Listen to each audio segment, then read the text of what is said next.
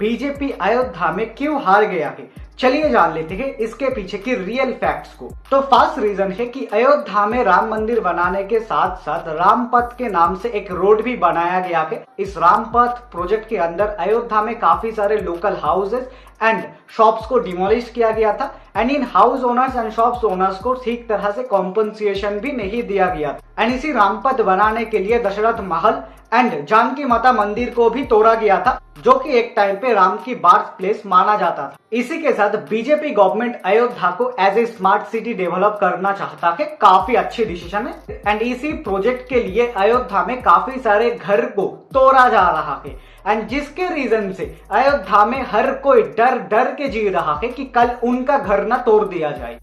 हमारा 85 साल को घर है। अब देखिए मकान टूट रहा हमारा। मंदिर खाली मने दर्शन करने लिए, इतना जनता के लिए नहीं बनवाए हैं कि इन सबको टिकाएंगे। अब सेकंड रीजन पे आते हैं तो बीजेपी के जिन जिन लीडर्स एंड जिन जिन लोकसभा कैंडिडेट्स ने कहा था कि बीजेपी अगर 400 सीट जीत जाता है तो बीजेपी कॉन्स्टिट्यूशन चेंज कर देगा एंड इनमें से एक है बीजेपी के अयोध्या के कैंडिडेट लल्लू सिंह। अब बीजेपी के लिए ये 400 पार की नारा कंप्लीट तरीके से बैकफायर किया है and specially ST SC and Dalit community के अंदर ये नारा एक थ्रेट का काम किया है कि अगर बीजेपी का 400 पार हो जाता है तो डॉक्टर बी.आर. अम्बेडकर ने स्पेशली दलितों के लिए जो राइट्स कॉन्स्टिट्यूशन में दिया है वो बीजेपी बदल देगा। एंड इसी रीजन से अयोध्या में सिर्फ दलित नहीं, एसटी एससी में से भी मेजोरिटी वोटर्स ने इस बार बीजेपी को वोट नहीं दिया है।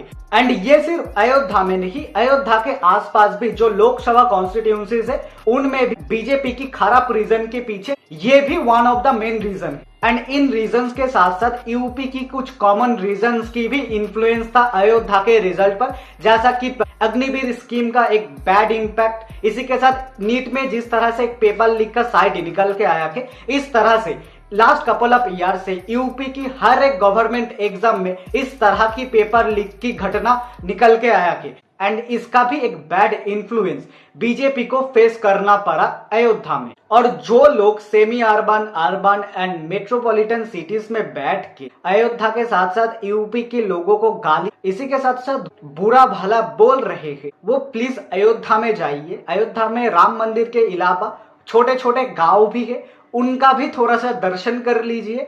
कैसे 300 रुपीज में एक परिवार को चलाया जाता है वो भी थोड़ा सा देख लीजिए। राम सबके दिल में होता है बट राम के नाम से भूख नहीं मिटता है एंड ये भूख मिटाने की काम जिन लोगों के हाथ में था उन लोगों ने ठीक तरह से काम नहीं किया है, इसीलिए अयोध्या के लोगों ने उनको नहीं जिताया। एंड ये सिर्फ अयोध्या की बात नहीं है, पूरे यूपी में बीजेपी की रिजल्ट खराब होने के पीछे ये एक इंपॉर्टेंट रीजन है।